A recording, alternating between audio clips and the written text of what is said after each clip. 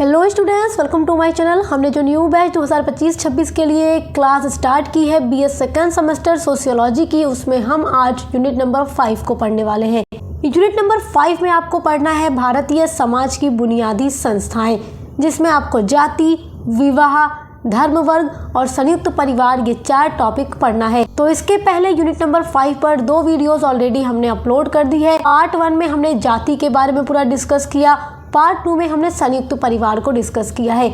आज की video unit number 5 की पार्ट 3 है, जिसमें हम विवाह वाला टॉपिक पूरा डिस्कस करने वाले हैं, वो भी नोट्स के साथ। और पार्ट 4 में हम धर्म वर्ग को डिस्कस करेंगे। और इसी तरीके से आपके हर एक सब्जेक्ट की क्लासेस हमारे चैनल पे अपलोड हो रही हैं, तो उसके लिए विजिट कीजिएगा। पसंद आया तो सब्सक्राइब कीजिएगा, क्योंकि सक्सेस मास्टर पॉइंट पर आपको अपने बीए के ऑल सेमेस्टर की क्लासेस न्यू सिलेबस के अकॉर्डिंग मिलेंगी। तो विवाह को क्या कहते हैं? शादी कहते हैं या इंग्लिश में मैरिज कहते हैं। तो शादी या विवाह क्या होता है, क्या अर्थ है इसका, समझते हैं। देखिए, शादी क्या है ये तो आप अपने आम बोलचाल की भाषा में जानते ही है। शादी क्या है? जब एक लड़का और एक लड़की की शादी होती है तो उसको हम क्या कहते हैं? शादी है। और शादी के बाद वो एक दूसरे के हस्बैंड वाइफ बन जाते हैं और अपनी फैमिली बनाते हैं, उनके बच्चे होते हैं और इस तरह से उनकी फैमिली बढ़ती है। ये बात तो आप जानते ही हैं। तो वही चीज यहाँ पर भी है कि विवाह से तात्पर्य है कि जब 2 विषम लिंगियों का मतलब कि जो लिंग है वो अलग अलग है, मेल एंड फीमेल, को समाज के द्वारा सामाजिक मान्यता प्राप्त हो जाती है कि वह बच्चे पैदा कर सकते हैं, तो उसे विवाह कहा जाता है। क्योंकि जब भी किसी की शादी नहीं होती तो उसे इन सब चीज़ों की परमिशन नहीं होती सोसाइटी के अंदर, और ऐसे लोगों को अच्छा भी नहीं माना जाता। तो शादी एक ऐसी सामाजिक संस्था होती है जिसमें 2 अलग अलग लिंग के लोगों को, यानी महिला और पुरुष, लड़की और लड़का को बच्चे पैदा करने की पूरी परमिशन मिल जाती है, और उनसे पैदा हुआ वो बच्चा समाज के लिए वैध माना जाता है, तो उसे शादी कहते हैं। कुछ विद्वानों का मत है कि व्यक्ति की जो यौन संबंधी आवश्यकता है, इसी आवश्यकता ने विवाह नामक संस्था का जन्म किया। कि मतलब यौन संबंधी आवश्यकताओं के लिए ही विवाह नामक एक संस्था बनी, और विवाह जब हुआ तो परिवार बना, और जब परिवार बना तो नातेदारी बनी, क्योंकि हमारी फैमिली भी है, हमारे रिलेटिव्स भी हैं। तो इससे क्या है, शादी होने के बाद ही रिश्तेदारी और भी ज्यादा बढ़ने लगती है। अतः इस प्रकार विवाह के द्वारा यौन आवश्यकता की पूर्ति को सामाजिक मान्यता प्राप्त हो जाती है। तो विवाह के द्वारा ही यौन आवश्यकता की पूर्ति को सामाजिक मान्यता प्राप्त होती है, ये बात याद रखें। अब देखते हैं अलग अलग विद्वानों के अनुसार विवाह की परिभाषा। तो बोगार्डस महोदय ने अपने शब्दों में लिखा है कि विवाह स्त्री पुरुष का पारिवारिक जीवन में प्रवेश की संस्था है। विवाह क्या है? स्त्री पुरुष, महिला और पुरुष पारिवारिक जीवन में, यानी अपनी फैमिली में प्रवेश करने की एक संस्था है। जब शादी होती है एक लड़की और लड़का की, तो उनकी फैमिली बन जाती है, तो वो पारिवारिक जीवन में एंट्री कर देते हैं और उनकी संस्था बन जाती है, तो उसको कहते हैं शादी। अगली डेफिनेशन है लूसी मेयर के अनुसार। ये लिखते हैं कि विवाह स्त्री पुरुष का ऐसा योग है जिससे जन्मा बच्चा माता पिता की वैध संतान माना जाता है। हाँ देखो, लूसी मेयर भी बड़ी अच्छी और आसान सी डेफिनेशन लिखते हैं कि विवाह जो है लड़की और लड़का का एक ऐसा योग होता है कि अगर उनसे जो बच्चा जन्म लेता है तो उसे समाज वैध संतान मानता है। तो आई होप कि आप विवाह का अर्थ और उसकी परिभाषा समझ गए होंगे। विवाह तो आप समझ गए कि विवाह क्या है, शादी क्या है, और ये आप पहले से भी जानते थे। लेकिन क्या आप ये जानते हैं कि विवाह कितने प्रकार का होता है? अगर नहीं जानते तो यहाँ पर डिटेल में जान लीजिए। विवाह भी कई प्रकार का होता है और एग्जाम के लिए क्वेश्चन बहुत इंपॉर्टेंट है। विवाह का अर्थ, परिभाषा और उसके प्रकार और विशेषताएं पेपर के लॉन्ग क्वेश्चन में पूछा जाता है। देखिए, विभिन्न समाजों में पाए जाने वाले विवाह के स्वरूप को 2 भागों में बांटा गया है, क्योंकि समाज दुनिया में एक तो है नहीं, दुनिया में लाखों करोड़ों समाज है, और समाज में जो विवाह का स्वरूप पाया जाता है, जो विवाह का प्रकार पाया जाता है, वो 2 प्रकार का पाया जाता है। अब इन 2 प्रकार के विवाह के अंदर भी कई प्रकार हैं जो हम डिटेल में समझेंगे। सबसे पहले तो ये जान लो कि विवाह 2 तरह का है, शादी 2 तरह की होती है। पहला है एक विवाह, दूसरा है बहु विवाह। पहले हम एक विवाह को समझते हैं। एक विवाह जो है, एक विवाह ऐसा रूप है विवाह का जिसमें एक पुरुष एक ही विवाह करता है, यानी एक जो आदमी होता है वो केवल एक ही शादी करता है, यानी वह सिर्फ एक ही स्त्री से शादी करता है। मतलब वो दूसरी शादी नहीं करता, उसकी दूसरी तीसरी वाइफ नहीं होती, वो एक ही लड़की से शादी करके अपना घर बसाता है। और प्रेजेंट टाइम में, वर्तमान समय में, एक विवाह को ही सर्वश्रेष्ठ माना जाता है, सबसे अच्छा विवाह माना जाता है, जो आदमी केवल एक शादी करता है एक औरत से, तो उसी को आज के टाइम में सबसे अच्छी शादी मानी जाती है। अब देखिए, जो एक विवाह है वो भी दो प्रकार की होती है। पहला है क्रमिक एक विवाह, दूसरा है एकल विवाह। यहाँ पर समझते रहिएगा आप चीजों को। विवाह दो प्रकार का, एक विवाह बहु विवाह। अब एक विवाह भी दो प्रकार का, क्रमिक एक विवाह, दूसरा एकल विवाह। अब क्रमिक एक विवाह क्या होता है इसको समझिए।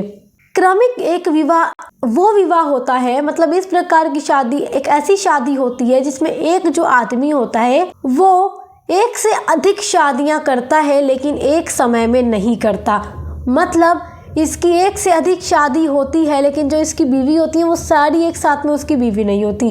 इस कंडीशन में क्या होता है कि एक लड़का है, उसकी शादी हुई एक लड़की से, हो सकता है उसने डिवोर्स दे दिया, उन दोनों का तलाक हो गया। उसके बाद दोनों अपनी अपनी लाइफ में दोबारा शादी करते हैं। तो अब जो लड़का है वो दोबारा शादी करेगा अपनी वाइफ को तलाक देने के बाद। तो क्या है, उसकी दूसरी शादी हो रही है मगर पहली वाइफ को छोड़कर दूसरी शादी हो रही है। या हो सकता है उस लड़के की वाइफ की डेथ हो जाए तब वो दूसरी शादी करता है, क्योंकि ऐसा भी हम सोसाइटी के अंदर देखते हैं कि जब एक वाइफ की डेथ हो जाती है तो आदमी दूसरी शादी करता है। और हम ऐसा भी देखते हैं कि जब लड़की के हस्बैंड की डेथ हो जाती है तो भी वो दूसरी शादी करती है, या लड़की अपने हस्बैंड से डिवोर्स लेने के बाद दूसरी शादी करती है। तो इस कंडीशन में क्या होता है कि लड़की हो या लड़का दोनों एक से अधिक विवाह करते हैं लेकिन एक समय में नहीं। इसमें क्या होता है, हो सकता है तलाक हो जाए उसके बाद दूसरी शादी करें, या किसी एक की डेथ हो जाए उसके बाद दूसरी शादी करें। तो उसको कहते हैं क्रमिक एक विवाह। अब एक विवाह के अंदर जो दूसरा प्रकार है विवाह का वो है एकल विवाह। एकल विवाह, एकल विवाह में क्या होता है कि एक लड़का और एक लड़की केवल शादी करते हैं और अपना घर बसाकर अच्छे से रहते हैं, वो दूसरी शादी नहीं करते, उसको एकल विवाह कहते हैं। विवाह के प्रकार में जो दूसरा प्रकार है वो है बहु विवाह। आपने एक विवाह को समझ लिया, अब बहु विवाह को समझिए। बहु विवाह का मतलब एक से अधिक विवाह, एक से ज्यादा शादी। तो जब कोई स्त्री या पुरुष एक से अधिक विवाह करते हैं तो ऐसे विवाह को बहु विवाह कहा जाता है। बहु विवाह भी दो प्रकार का होता है।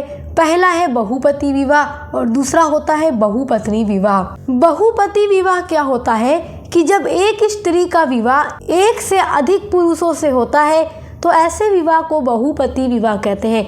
कि एक लड़की मतलब एक महिला एक से ज्यादा आदमी से शादी करती है तो उसके कई सारे हस्बैंड होते हैं, तो ऐसे विवाह को बहुपति विवाह कहते हैं। बहु विवाह का जो दूसरा प्रकार है वो है बहुपत्नी विवाह। तो बहुपत्नी विवाह में क्या होता है कि जब एक आदमी एक से अधिक स्त्री से शादी करता है तो ऐसे विवाह को बहुपत्नी विवाह कहते हैं। आपको याद रखना आसान है। बहु विवाह में जब एक से ज्यादा शादियां होती है महिला या पुरुष दोनों की, और इसमें दो प्रकार है बहुपति और बहुपत्नी विवाह। बहुपति, पति से याद रखिए कि बहुत सारे पति होंगे एक महिला के, और बहुपत्नी में क्या होगा, बहुत सारी पत्नी होंगी एक आदमी की, तो वो बहुपत्नी विवाह होता है। थोड़ा ट्रिक से याद करेंगे तो आपको याद रखना भी आसान होगा। विवाह के प्रकार तो आप समझ गए, अब समझिए विवाह की विशेषताएं या कैरेक्टरिस्टिक्स ऑफ मैरिज। तो इसकी बहुत सारी विशेषताएं हैं। पहली विशेषता है कि विवाह दो विषम लिंगियों का संबंध है। जाहिर सी बात है कि दो विषम लिंगी होंगे, महिला होगी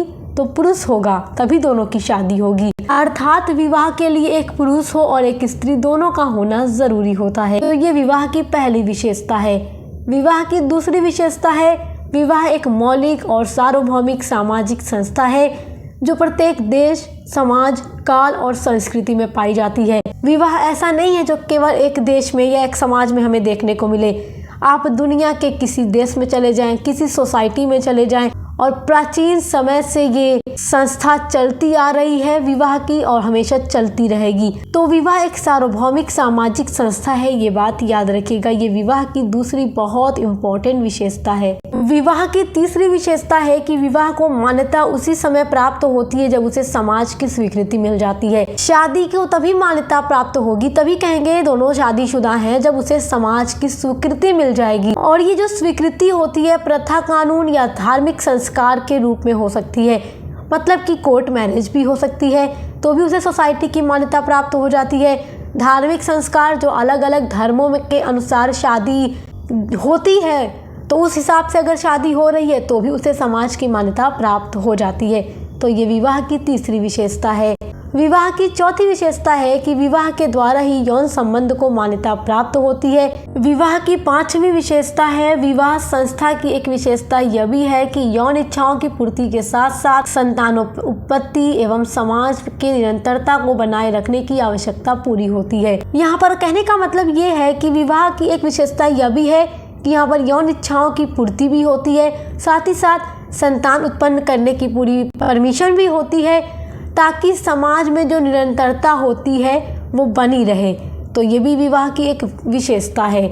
विवाह की छठी विशेषता है कि यह संस्था व्यक्ति के विकास, मनोवैज्ञानिक, नैतिक और आध्यात्मिक आवश्यकताओं की भी पूर्ति करती है। तो आई होप कि आप विवाह का अर्थ, परिभाषा, उसके प्रकार और विशेषताओं को बहुत अच्छे से समझ के होंगे। तो इसी तरीके से हर एक सब्जेक्ट की क्लासेस चैनल पे चल रही हैं, तो विजिट कीजिए। पसंद आए तो सब्सक्राइब करना मत भूलिएगा। आप मिलते हैं अगली वीडियो के साथ।